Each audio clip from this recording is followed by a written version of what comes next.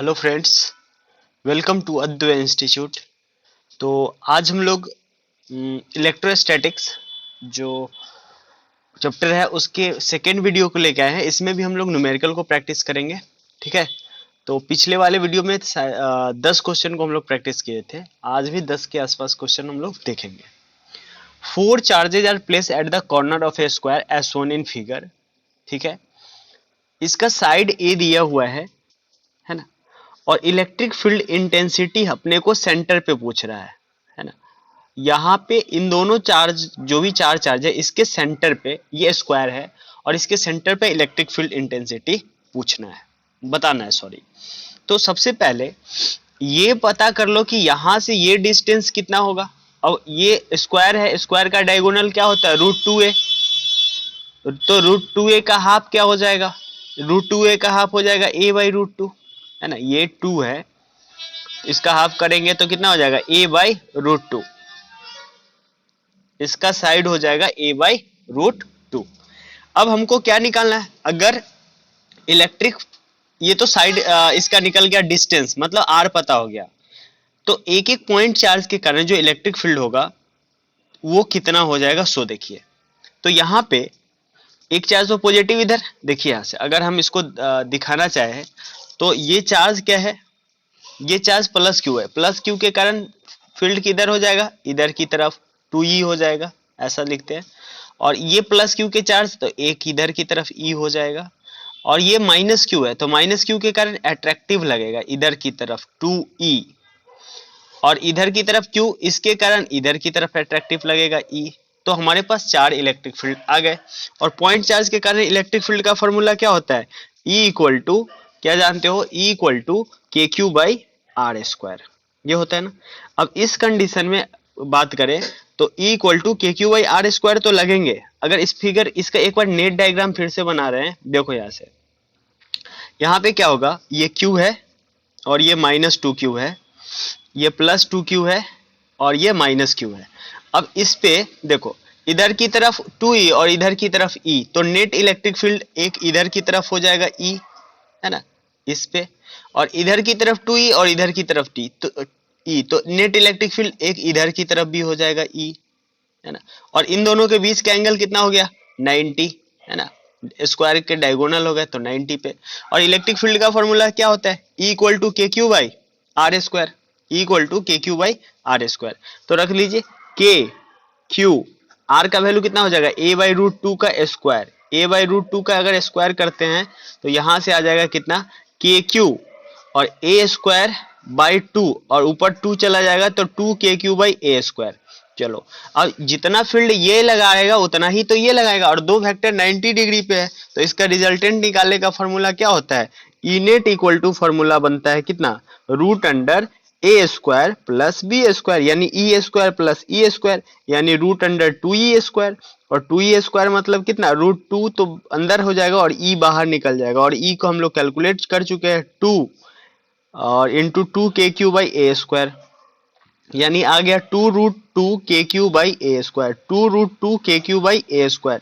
देखिए कौन सा ऑप्शन मिल रहा है। अच्छा, डायरेक्शन किधर हो जाएगा, नेट डायरेक्शन की अगर बात करें इसका, तो नेट डायरेक्शन रिजल्टेंट जो होगा इसका कुछ इधर की तरफ हो जाएगा, तो 2EKQ/R² upward, upward, 2UKQ/R² upward. इसका आंसर जो बन जाएगा वो बी नंबर ऑप्शन हो जाएगा। ठीक है, 2√2KQ/A²।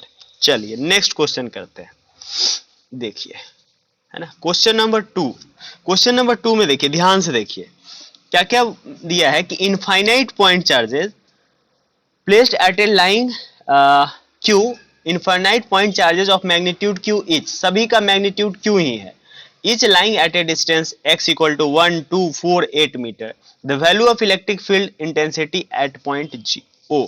मतलब यहाँ पे ऐसे चार्ज रखा हुआ है, एक पॉइंट O पे है Q चार्ज, है ना, और यहां से x इक्वल टू 1 पे, सॉरी, O पॉइंट पे निकालना है, चार्ज यहां से रखा हुआ है Q पे, फिर एक Q पे, फिर यहाँ पे, फिर यहाँ पे। पहले कितने पे है, पहले तो 2 पे रखा हुआ है, the value of electric, sorry 1 पे रखा हुआ है, फिर यहाँ से 2 पे रखा हुआ है, फिर कितने पे रखा हुआ है, 4 पे रखा हुआ है, फिर यहाँ पे रखा हुआ है 8 पे रखा हुआ है, सो ऑन ऐसे रखा हुआ है। तो नेट इलेक्ट्रिक फील्ड जो देखना होगा वो कैसे लिखोगे? तो नेट इलेक्ट्रिक फील्ड हो जाएगा क्या, के क्यू बाई आर स्क्वायर। इस पॉइंट पर इसके कारण, इस यहाँ पे कोई चार्ज नहीं है, ओ पे तो निकालना है, इस पॉइंट चार्ज कारण इस पे फील्ड कितना होता है, पॉइंट चार्ज के लिए फॉर्मूला होता है K Q by R square, और आर के जगह क्या हो जाएगा 1। अच्छा, ये स्मॉल क्यू है तो स्मॉल क्यू ही रखिए। दूसरे के कारण क्या होगा, फिर तो चार्ज उतना ही है, के क्यू बाई 2 का स्क्वायर, क्योंकि डिस्टेंस अब 2 हो गया। अगला क्या बनेगा, के क्यू बाई 4 का स्क्वायर। उसके अगला क्या बनेगा, के क्यू बाई 8 का स्क्वायर, और प्लस सो ऑन आगे की तरफ। अच्छा, सारे में के क्यू है, सारे में के क्यू है, तो के क्यू को कॉमन करते हैं। अगर के क्यू कॉमन करते हैं तो आपके पास बच जाएगा 1/1 का स्क्वायर, 1/2 का स्क्वायर यानी 4, 1/4 का स्क्वायर यानी 16, और 1/16 का स्क्वायर यानी 8 का स्क्वायर यानी 16। ये सो ऑन बन गया यहाँ तक, इनफाइनाइट नंबर तक, है ना। तो ये आप देख रहे हो कि इतना बाई इतना यानी A2/A1 1/4 आएगा, और इसको डिवाइड करोगे तो A3/A2 ये सेम रेशियो में आएगा, 1/4 ही आएगा। मतलब ये जीपी का फॉर्मेशन हो रहा है, ये क्या बन जाएगा, जीपी बन जाएगा इनफाइनाइट सीरीज का। और इनफाइनाइट जीपी का जो सम होता है उसका फॉर्मूला होता है, इनफाइनाइट जीपी का फॉर्मूला होता है S infinity equal to A/1 minus R. A कितना हो जाएगा, जो फर्स्ट टर्म है, और आर क्या होता है A2/A1। आर कैसे निकालोगे, A2/A1। अगर A2/A1 यहाँ से करो तो देखो 1/16 और 1/4, ये 1/16 और ये हो जाएगा 4/1 यानी 4 4 जा 16 यानी 1/4 आर आ गया। तो इसका सम हमने आराम से निकाल सकते हैं, बस फॉर्मूला लगा दीजिए के क्यू इंटू ए का वैल्यू कितना है 1, 1/1 स्क्वायर यानी 1 ही, और 1 माइनस 1/4, 4 इसको सॉल्व कर लीजिए, के क्यू और ये हो जाएगा 1/4 माइनस 1/4 यानी 3/4 यानी 4 के क्यू बाई 3। इसका ऑप्शन बन जाएगा ए नंबर 4 के क्यू बाई 3। एक बार समझ लीजिए फिर से, इसका ऑप्शन क्या बनेगा 4 के क्यू बाई 3। ठीक है, अच्छा क्वेश्चन है, आप आराम से समझिए, एकदम समझ में आएगा, कोई दिक्कत नहीं है। एक एक क्वेश्चन को बनाना है ना। और ये सारे क्वेश्चन जो भी हम कर रहे हैं अभी, ये सारा इंपॉर्टेंट है आपके एग्जाम के लिए, है ना। तो चलिए नेक्स्ट क्वेश्चन को करते हैं, क्वेश्चन नंबर 3। ये क्वेश्चन थोड़ा सा इसके कंपैरिजन में अच्छा है ना, सारे क्वेश्चन अच्छे ही होगा। यहाँ पे क्या है, a charge ring of charge Q is of radius R is kept vertical. ये वर्टिकल रिंग जो है वो वर्टिकली रखा हुआ है, ठीक है। अब क्या बोल रहा है, if a there exist a rod, ये रॉड है ना, चार्ज डेंसिटी दिया हुआ है, चार्ज डेंसिटी दिया हुआ है आपको। चलिए, अब initial length as shown in figure, what will be the force on the ring due to rod. Rod के कारण कितना होगा ये निकालना है। तो सबसे पहले हम रिंग के कारण निकाल देंगे, और देखिए रिंग के कारण जितना फोर्स होगा उतना ही रॉड भी बनाएगा, रिंग के कारण जितना रॉड होगा फोर्स होगा उतना ही कौन बनाएगा, रिंग के कारण अगर पता हो जाए तो हमारा रॉड भी उतना ही म्यूचुअल फोर्स लगाएगा। चलो तो अच्छे से करते हैं पहले क्वेश्चन। सबसे पहले हम इलेक्ट्रिक फील्ड रिंग के कारण इलेक्ट्रिक फील्ड क्या होता है, एट ए डिस्टेंस x पे रिंग के कारण इलेक्ट्रिक फील्ड का फॉर्मूला होता है K Q X by R square plus X square, है ना। और यहाँ पे ring at a distance x है, ठीक है। तो ए डिस्टेंस पे है, तो चलो ए ही डिस्टेंस पे रखा। क्वेश्चन में देख लीजिए कितने डिस्टेंस पे दिया हुआ है क्वेश्चन में कि रिंग का जो रेडियस है charge Q and radius R है, charge Q and radius R ring का दिया हुआ है क्वेश्चन में, charge Q and radius R kept at a vertical distance. चलिए कोई दिक्कत नहीं है, रख के सॉल्व करते हैं। तो क्या होता है formula, K Q X by R square plus X square. Ring का फॉर्मूला जानते हो, K Q X by R square plus X square. तो वैल्यू रख लेते हैं, है ना। अभी R square plus X square power में कितना 3/2 होता है, ये फॉर्मूला आपको पता होगा। अब क्या करते हैं, इस रिंग से थोड़े दूर जाके एलिमेंट इनफाइनाइट रॉड जो है ना वहां पे एक सेक्शन काटते हैं, है ना। सेक्शन क्या करे, एक्स डिस्टेंस पे जाके, है ना, रिंग से यहां से एक्स डिस्टेंस पे जाके dx लेंथ का एक लेंथ काटे। तो इसका dq चार्ज कितना हो जाएगा, चार्ज क्या होगा लैम्डा इंटू dx, है ना। डी क्यू चार्ज, इसके कारण जो चार्ज हो जाएगा क्या हो गया, स्मॉल एलिमेंट हम लिए on the infinite rod D x at distance x from centre of the ring, तो डी क्यू निकल गया। अगर हमको डी एफ चाहिए, फोर्स निकालना हो, तो क्या लिखोगे, फोर्स क्या होता है, चार्ज इनटू इलेक्ट्रिक फील्ड, और आपको चार्ज भी पता है और इलेक्ट्रिक फील्ड भी पता हो गया, तो डी एफ कितना हो जाएगा, के क्यू, डी क्यू का वैल्यू तो यहाँ से है, पहले इलेक्ट्रिक फील्ड लिखते हैं, K Q X by R square plus X square, R square plus X square, है ना, पावर 3/2, पावर में 3/2, है ना, और इंटू dx, तो lambda into D x, D Q का वैल्यू रख लीजिए। अच्छा, ये इंटीग्रेट करना, ये तो डीएफ आ गया। टोटल फोर्स के लिए क्या करना पड़ेगा, अपने को इंटीग्रेट करना पड़ेगा, कहाँ से, फोर्स के लिए जीरो से इन्फिनिटी, इनफाइनाइट रॉड है तो इंटीग्रेट करना पड़ेगा, और ये फॉर्मूला हो गया K Q X by R square plus X square, R square plus X square power में 3/2 into D X, 3/2 into lambda into D X. चलो क्या क्या फोर्स कॉमन होगा वो निकाल दीजिए, और देखिए जीरो से इन्फिनाइट ये डी एफ हो जाएगा, और इसको इंटीग्रेट करोगे डी एफ, तो यहाँ से क्या आ जाएगा, सो देखो, तो यहाँ पे थोड़ा सा सब्सटीट्यूट करके बनाना पड़ेगा, नहीं तो आपको दिक्कत हो जाएगा।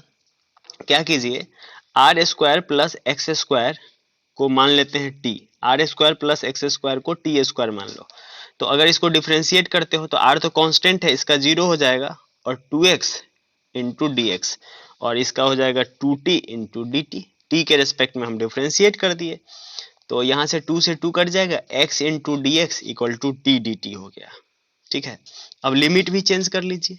लिमिट चेंज कैसे करना है, जब x जीरो है इस वाले में, जब x जीरो रखिएगा तो t का वैल्यू क्या हो जाएगा, यहाँ से रखिए आर स्क्वायर प्लस जीरो का square equal to T square, यानी t का वैल्यू r हो जाएगा, है ना, t का वैल्यू r, और जब x इन्फिनिटी हो जाएगा, x इन्फिनिटी रखिएगा तो r का वैल्यू क्या हो जाएगा, यहाँ से तो t भी इन्फिनिटी हो जाएगा, x इन्फिनिटी, ये तो जीरो हो गया, मतलब t का वैल्यू भी इन्फिनिटी हो जाएगा। ठीक है, तो हमको इसको इंटीग्रेट करना पड़ेगा, कहाँ से कहाँ तक, r से लेकर इन्फिनिटी तक के लिए। अच्छा, df का इंटीग्रेशन तो f हो जाएगा, चलिए यहाँ से df का इंटीग्रेशन f हो जाएगा, और जीरो से इन्फिनिटी था ना, तो जीरो रखने पर क्या आया, r, तो r से लेकर इन्फिनिटी तक के लिए इसको इंटीग्रेट कर देंगे। ठीक है, और फॉर्मूला में क्या क्या बचा हुआ सो देखिए, के क्यू, अच्छा यहाँ से देखो x into D x, x into D x को क्या पुट करेंगे, टी डी टी, तो x इंटू डी एक्स के जगह पे रख दीजिए टी डी टी। ठीक है, और R square plus X square को क्या रखना है, टी स्क्वायर, है ना, R square plus X square T square, यहाँ पे पावर 3/2 है तो एक एक टी कट जाएगा, तो देखिए, और एक एक टी का पावर क्यू हो गया, तो नीचे में बन जाएगा इन्फिनिटी से आर तक। ठीक है, अच्छा के क्यू कॉन्स्टेंट है, बाहर कर लीजिए, के क्यू कॉन्स्टेंट है, बाहर कर लीजिए। अच्छा, कुछ छूट तो नहीं गया, हाँ छूट गया, लैम्डा भी है यहाँ पे, लैम्डा भी है, तो लैम्डा यहाँ से छूटा हुआ है, तो लैम्डा को भी बाहर रख लीजिए, लैम्डा भी बाहर आ जाएगा, और टी से यहाँ से टी क्यू, और एक, अच्छा एक बार लिख लेते हैं, T into D T by T का Q, T into D T by T का क्यू, तो टी से स्क्वायर हो गया, यानी आपका बच गया के लैम्डा इन्फिनिटी से लेकर आर तक 1/t square into D T, इतना बन गया। अब क्या कर सकते हो, 1/t स्क्वायर, इसका इंटीग्रेशन अपने को आता है के क्यू लैम्डा, अच्छा इसको लिख सकते हो इन्फिनिटी से लेकर, सॉरी उल्टा लिखते चले आए क्वेश्चन में, लिमिट जो है वो r से लेकर इन्फिनिटी तक है, r से लेकर इन्फिनिटी तक है लिमिट, r से इन्फिनिटी तक। अच्छा, t का पावर -2 हो जाएगा इंटू डी टी, चलो के लैम्डा, के क्यू लैम्डा, और ये हो जाएगा t का पावर -2 + 1 बाई -2 + 1, कहाँ से कहाँ तक, r से लेकर इन्फिनिटी तक, तो के क्यू लैम्डा t का पावर -1, यहाँ भी -1 आ जाएगा, t का पावर -1 और यहाँ भी -1, यानी -1/लैम्डा, -1/t हो गया r से लेकर इन्फिनिटी तक। चलिए सबसे पहले के क्यू लैम्डा अपर लिमिट रखिएगा, तो -1/∞ माइनस, और यहाँ इसमें भी माइनस है तो प्लस हो जाएगा 1/t, आर, तो आ जाएगा के क्यू लैम्डा बाई आर, के क्यू लैम्डा बाई आर। ये अच्छा, ये जो हम निकाले हैं वो रिंग के कारण रॉड पे निकाले, रिंग के कारण रॉड पे जो नेट फोर्स फील होगा वो, लेकिन हमको निकालना है रॉड के कारण रिंग पे। तो ये दोनों फोर्स हम जानते हैं, फोर्स जो लगेगा वो एक दूसरे का इक्वल एंड अपोजिट लगता है। तो जितना फोर्स ये लगाएगा उतना ही फोर्स वो भी लगाएगा, जितना हमको force exerted by rod on the ring क्या होगा, वो भी फॉर्मूला हो जाएगा के क्यू लैम्डा बाई आर। तो इसका आंसर बन जाएगा आपका ए नंबर, ऑप्शन बन जाएगा ए नंबर। ये 3 नंबर है ना, 3 4 लिखिए, 13 14 नहीं लिखिए। चलिए क्वेश्चन नंबर 14 पढ़िए आराम से। An electric dipole of moment P is placed in a position of a stable equilibrium in uniform electric field of intensity E. If it is rotated through an angle theta from a initial position, the potential energy of electric dipole in the position। तो potential energy का formula हम लोग पढ़े थे class में भी, और ऐसे आपको याद होना चाहिए। अगर थीटा से घुमाते हो तो potential energy U equal to क्या होता है, negative of PE into cos theta. तो इसका आंसर बन जाएगा ये negative of P into cos theta. तो डी नंबर इसका आंसर हो जाएगा। ये 4 नंबर क्वेश्चन था। चलिए आगे चलते हैं, क्वेश्चन नंबर 5 में आते हैं। क्वेश्चन नंबर 5 क्या बोलता है, सो देखिए। An electric dipole when placed in a uniform electric field E will have a minimum potential energy if it is the positive direction of dipole moment makes कितना, positive direction of dipole moment कितना angle बनाएगा।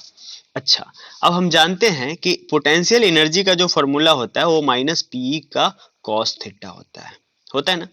तो अगर theta zero, minimum के लिए क्या हो जाएगा, थीटा जीरो अगर रख देते हैं तो कॉस थीटा क्या हो जाएगा, यू जीरो पे क्या हो गया minus P cos theta, cos zero, और कॉस जीरो का कॉस जीरो तो 1 होता है, तो ये हो गया माइनस पी।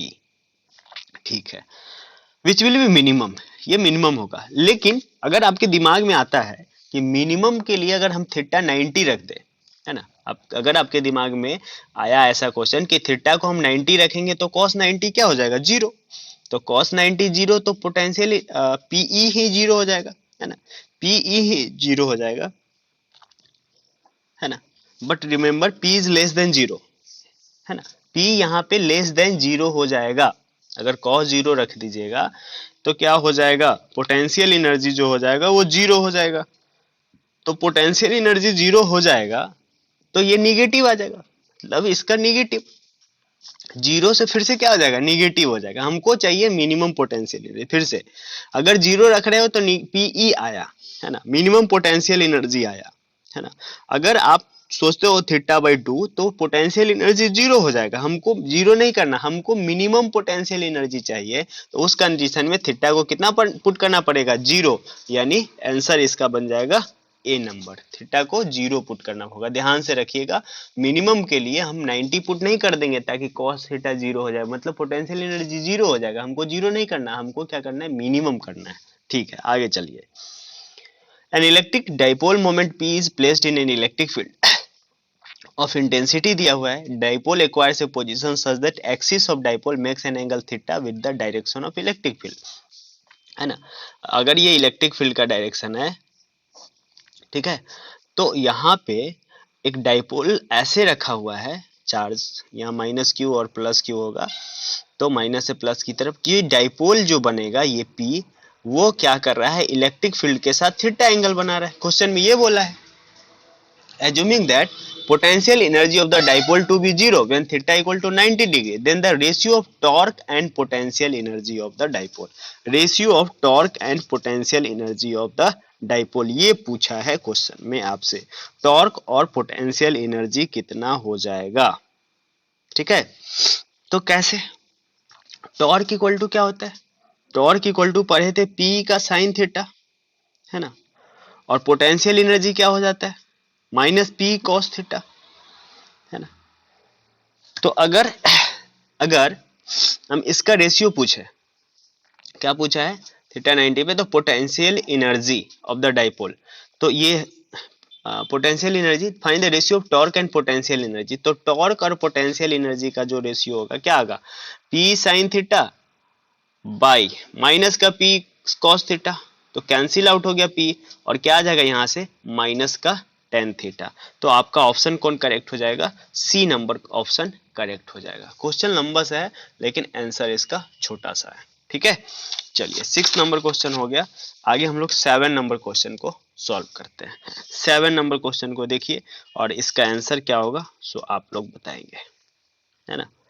इसका आंसर क्या होगा? Surface charge density proportional to किसका होगा ये बताना है। A charge ball B from a silk thread S, है ना। एक बॉल है जो एस थ्रेड से लगा हुआ है, ठीक है। और बोल रहा है कि चार्ज कंडक्टिंग सीट पी, और conducting sheet P as shown in figure, the surface charge density of the sheet is proportional to, है ना। तो देखिए यहां से, अच्छा एक चीज हम जानते हैं, electric field near the charge seat, इसका फॉर्मूला क्या होता है? चार्ज सीट के कारण इलेक्ट्रिक फील्ड का फॉर्मूला क्या होता है? Sigma by epsilon not. Charge के सीट के कारण इलेक्ट्रिक फील्ड का फॉर्मूला होता है सिग्मा बाई एप्सिलॉन नॉट। अब ये चार्ज सीट के कारण अगर फील्ड पता है तो इस पे तो एक फोर्स लगेगा, है ना। कितना फोर्स लगेगा? देखो इस चार्ज पार्टिकल पे एक फोर्स फील्ड होगा, है ना। कितना? तो force F equal to Q E होता है ना, ई तो निकल चुका, यानी Q sigma by epsilon naught, एक फोर्स लगेगा इधर की तरफ। अच्छा ये यहाँ पे थ्रेड है तो ये टेंशन इसमें काम करेगा, और ये अगर एंगल थीटा है तो ये भी एंगल थीटा बनाएगा। तो T का हमारे पास दो कंपोनेंट हो जाएगा, एक कौन सा?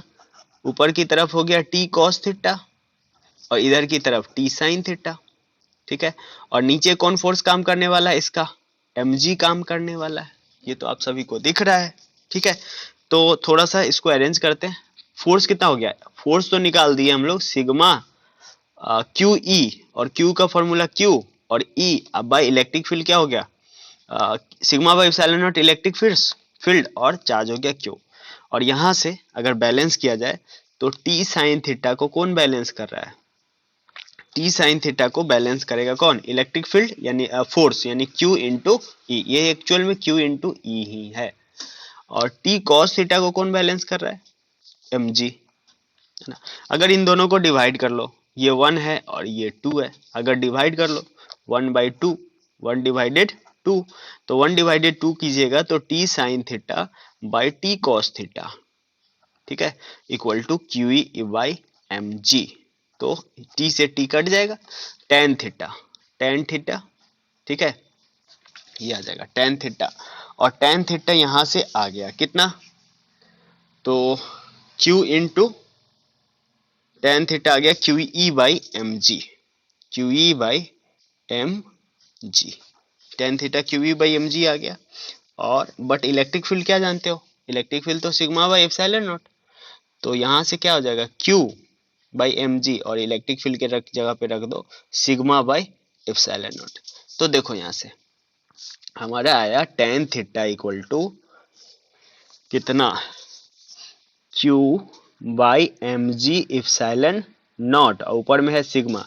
अब देखो यहाँ से Q M G epsilon naught तो कांस्टेंट है, मतलब surface charge density directly proportional to किसका? टेन थीटा का। Surface charge density directly proportional to tan theta, इसका आंसर हो जाएगा। अच्छा क्वेश्चन है, टेन थीटा के प्रोपोर्शनल हो जाएगा। चलिए क्वेश्चन नंबर 8 में आइए और बताइए कौन सही है ना। फील्ड का क्वेश्चन है। देखो, a metallic cell has a point charge q kept inside the cavity, which one of the following diagram correctly represent the electric lines of force? कौन रिप्रेजेंट कर रहा है? तो सबसे पहला चीज कि कंडक्टर के अंदर इलेक्ट्रिक फील्ड कितना होता है? जीरो। कंडक्टर के अंदर इलेक्ट्रिक फील्ड कितना होता है? जीरो। अब देखो यहाँ से, तो यहाँ पे ये डायग्राम और ये डायग्राम तो ऐसे ही गलत हो गया, क्योंकि ये अगर कंडक्टर है, ये जो दिख रहा है आपको कंडक्टर है, तो इस कंडक्टर के अंदर में इलेक्ट्रिक फील्ड अगर जीरो, मतलब lines pass, electric field lines pass कर रहा है ना, तो ये तो गलत हो गया, इलेक्ट्रिक फील्ड लाइंस पास करेगा नहीं कंडक्टर के अंदर में। तो ए और डी तो गलत हो गया, बच गया बी और सी। बी और सी में देखिए, अब हम ये भी जानते हैं कि इलेक्ट्रिक फील्ड लाइंस जो होते हैं वो सरफेस के कैसे होते हैं? परपेंडिकुलर होते हैं, है ना। मस्ट क्रॉस सेल नॉर्मली, मतलब इसको नॉर्मली पास करना चाहिए, किसको? सेल को। Electric field must cross the cell at each point, है ना। सो बी ऑप्शन जो है हर एक पॉइंट पर नॉर्मली होना चाहिए। मतलब ये तो दिख नहीं रहा है ना सेल में, ऐसे ये ऐसे गया, ये ऐसे गया, तो ऑप्शन जो है हमारा सी नंबर करेक्ट हो जाएगा, बी गलत है। ये नॉर्मल आपको ऐसा नहीं रहेगा, यहाँ पे नॉर्मल नहीं आएगा, ये ऐसे है, इधर की तरफ नॉर्मल दिखाइएगा। तो सी नंबर जो हमारा है वो सही होगा, और बी नंबर क्या हो जाएगा, गलत हो जाएगा। बी नंबर आपका क्वेश्चन गलत हो जाएगा, सी नंबर सही है। ठीक है, बी नंबर में इलेक्ट्रिक फील्ड लाइंस कुछ इस तरह से पास कर रहा है इसमें, है ना, यहाँ से ऐसे, थोड़ा सा फिगर आपको लग रहा होगा ऐसा, लेकिन वो सही है। सरफेस के हमेशा perpendicular electric field lines pass कर रहा है। ठीक है, ये बात को याद रखिएगा कि इलेक्ट्रिक फील्ड लाइंस किसी भी कंडक्टर के अंदर में जीरो होगा, लाइन शो नहीं करेंगे, और दूसरा सरफेस के हमेशा परपेंडिकुलर होगा। और ये लास्ट क्वेश्चन है, देखिए इस क्वेश्चन में क्या बोला है कि the force between 2 point charge placed at a separation of R is F if 1/3 of the space. अच्छा, 1/3 ऑफ स्पेस को हम डायलेक्ट्रिक कांस्टेंट फिल कर रहे हैं, जिसका डायलेक्ट्रिक कांस्टेंट का वैल्यू 9 दिया हुआ है, तो न्यू फोर्स कितना होगा। और ये क्वेश्चन हम लोग पहले भी इस फॉर्मूला पे बेस्ड क्वेश्चन कर चुके हैं, तो आपको उम्मीद है कि आप बना पाओ। पहले जो वीडियो देखा होगा वो जरूर बना लेगा इस क्वेश्चन को, क्योंकि सेम क्वेश्चन है। ठीक है, तो सॉल्व किया जाए, है ना, सॉल्व किया जाए या ट्राई आप कर सकते हो, है ना। तो सबसे पहले हम जानते हैं, देखो फोर्स का फॉर्मूला क्या होता है, 1/4πε0 Q square by R square. 1/4πε0 Q square by R square, जब डाइलेक्ट्रिक नहीं है तब की कंडीशन है। अब अगर इसमें डाइलेक्ट्रिक स्लैब डाल देते हो, ठीक है, तो अगर डाइलेक्ट्रिक स्लैब डालते हैं तो एक नया फोर्स आ जाएगा। एफ डैश का फॉर्मूला जब डाइलेक्ट्रिक इंट्रोड्यूस करते हैं तो क्या होता है, 4πε0 इंटू क्यू स्क्वायर तो होगा ही। अब सबसे पहले ये देखो कितना में डाइलेक्ट्रिक स्लैब नहीं है ना, जो जितना स्लैब में नहीं होगा r-t, और जितना में होता है उसका t√k कर लेते हैं, t√k और इसका होल स्क्वायर, याद रखिएगा ये फॉर्मूला। तो यहां से आ जाएगा 1/4πε0 क्यू स्क्वायर, और फिल कितना में किए हैं, 1/3 में, है ना, 1/3 मतलब r टोटल है, टोटल का 1/3, और t√k मतलब t का वैल्यू कितना हो गया r/3, और k का वैल्यू कितना है 9, क्योंकि डायलेक्ट्रिक कांस्टेंट क्वेश्चन में दिया हुआ है 9। आपको इसको सॉल्व करना है।